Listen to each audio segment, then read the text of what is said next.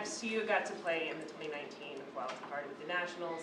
Do you rely on that experience to help you prepare for tomorrow, or do you approach tomorrow just totally different since it's a different team for matchup? There's definitely experience. I think you draw on all your postseason experiences, especially in elimination games as well. That it's one game. You win or go home, and every pitch, you're always on pins and needles in these situations, and you just got to be calm, cool, and collected, and go out there and execute, and go out there and just pitch your best and pitch your game. Would you say that there's, I don't think frustration is the right word, but is there a little bit of fire under this team having to be in a situation with 106 wins and playing in the wild card? No. Look, you have to win your division. We didn't win our division. There's no crying in baseball. So we're in second place. We're in the wild card game. Max, how did you prepare for this, knowing that you could possibly have pitched in the game yesterday? How did you sort of manage balance between preparing for yesterday in case there was a game and tomorrow? Yeah. Was preparing for had to through my bullpen in order to be able to throw a 163, and then obviously when that didn't happen, just came in yesterday and just got off the mound and threw a couple pitches off the mound to keep my feel. So I was ready for either scenario. Max, I don't know if you're obviously familiar with the history of between these teams. How intense is going to be this wild card? When you have two teams that, when you get in these situations, 90 feet is there's a premium on every 90 feet on both sides of the ball. The ball always seems to find a way to have weird bounces in these situations. You get in these games and something happens. You just got to be ready for it. You can't ride the emotional roller coaster because there's going to be some unbelievable highs and some unbelievable lows, and you just got to ride through it knowing that you got to be consistent and just go out there and play good baseball, and never let the situation get to you. Always just worry about the next pitch, no matter what's just happened. Go ahead, Dylan. Max, what do you take of what happened in your two previous starts, and how confident are you that those are things that you've been able to iron out and won't carry into tomorrow? Yeah, I kind of got a little out of whack, and of how I was delivering the baseball. First off, let me give credit to both the Rockies and the Padres. They both put great at-bats against me. And, for me facing the Padres, I was a fifth time facing the Padres, so I wasn't fooling them anymore. They knew everything that I was going to throw at them, and so I still think there was things I was doing that I wasn't getting the ball to the locations I needed to. I wasn't locating. With all my pitches, and so when I'm off with a couple of pitches, then it just opens up holes in my game to where when I do make mistakes, they get burnt. Saying that, I was able to look at the video, come up with a good plan of what I wanted to do, attack mechanically from what I see. Worked on it over the past week, and the ball feels really good coming out of my hand. And now it's just go out there and compete. It's postseason. Anything can happen. Spoke about how winning last year you felt like a burden kind of come off your shoulders. I'm wondering, after you won in 19, did you experience any of that at all, and has that changed at all how you maybe feel about the playoffs or think about it, the playoffs as you go into them? Yeah, there's definitely, when you win a championship, that's a lifelong dream. So to having won a championship, that I can always say I can check that box. But you just learn from that experience. As much as awesome it was to be able to win one, you definitely want to win it again. And that's what you play the game for, is to be able to win the World Series. It starts tomorrow, and we have to win tomorrow. There's no ifs, ands, or buts about it. So it's going to have to take an incredible effort in order to be able to get through this first game. We've had years in the past where we've clinched the division pretty early in the season and then gone through some lulls, and there was, I don't want to say panic, but there was some concern about the way we were going about it, playing, like getting ready to go into the playoffs. And obviously that wasn't the case this year. It was meaningful games all the way down to the wire, and the way we responded, the way we played has been fantastic. So certainly think that should bode well going into this playoff game. And I know that you've talked about just the changes that you've made in your diet, and you wanted to be an everyday player this year.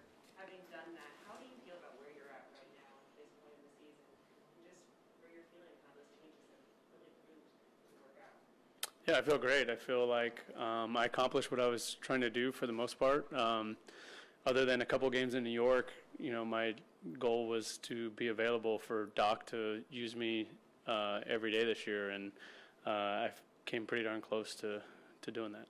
Go ahead, Dave. How tough is it to lose one seat for this game and moving forward, and how does that change the dynamic of your lineup? Yeah, obviously he's a cornerstone of our offense, and the bat quality we're certainly going to miss, but we still have a pretty dynamic lineup, and I think the best way to look at it is an opportunity for someone else to step up and take good at-bats for us. So feel terrible for him and what happened, and obviously, he was prepared to be a big part of this postseason run we were going to have, and but he's already texted all the guys and let us know that no matter what he finds out, he's going to be right there with us every game, doing whatever he can to try to help us win, whether that's cheerleading or hanging around the cage or whatever. He's still in it with us, and that won't be lost on us. When it comes to elimination games, have you seen this core group of guys kind of evolve in maturity and confidence like you saw in Game 7 last year against the Braves? Yeah, I think there's a ton of postseason experience in our room. So being basically a Game 7 tomorrow, an elimination game, we've had a lot of guys who have been through it before. So that certainly, I think, helps the mentality going into it and knowing what's at stake and knowing how to prepare and knowing that, you've got to play 27 outs and take advantage of every opportunity you can. And I know you had some success in Game 4 of 2019 against Max, but what do you remember about facing Scherzer in the playoffs? Facing Scherzer anytime. It doesn't matter if it's the playoffs or a regular season game. He's one of the best competitors in baseball, and he goes out there year in and year out. Every time he takes the ball with something to prove, and there's nothing different for tomorrow night. Justin, on that note, when you look at Kershaw and Scherzer, what, in terms of the way they go about things, maybe their mentality, what do you see in common, and maybe what do you see a little bit different? Yeah, two very similar competitors. They're great guys in the clubhouse and enjoy being around guys and having fun. But when it's start day, you see a whole nother animal, and it's all about business. It's all about going out and competing. And Scherzer's the same way, Kershaw's the same way, and that's kind of how they're so successful. They just know how to lock it in and go out and compete. And once they do their job and their job's over, then they go back to being that fun, exciting goofball teammate that they are for the other 4 days. So very, very similar between the two of them. Does Scherzer give off that same kind of stay away from me vibe on start day? Absolutely. I think everyone saw him tell Doc not to touch him on his first start as a Dodger, so we learned fast over here. Just what have your conversations been like with Clayton in recent days, and how have you digested just knowing that he's probably not going to be with you guys for however long this goes? Yeah, obviously that's not the way any of us wanted to see him, walk off the mound at Dodger Stadium, knowing, what's in the future, and knowing, very well possibly could have been the last time, hopefully not. But, Kershaw's here, Kershaw's in good spirits, and same as Muncy, he's going to be here with us for the whole ride and doing whatever he can to help us out and cheer us on and try to help us accomplish winning another championship. Obviously, they saw Max in St. Louis 2 weeks ago. You guys saw Wainwright 2 weeks ago as well. Just how valuable is that, seeing that iteration of Wainwright so recently? Yeah, I think familiarity definitely helps going into these things, but also, the game planning and stuff, I feel like in the playoffs gets a little bit more in depth than for a regular season game. So, again, Waino's a competitor as well. He wouldn't be doing what he's doing at his age if he wasn't. So it'll be a challenge for us, and we're going to get prepared like we do for every game and try to put together a game plan to beat them.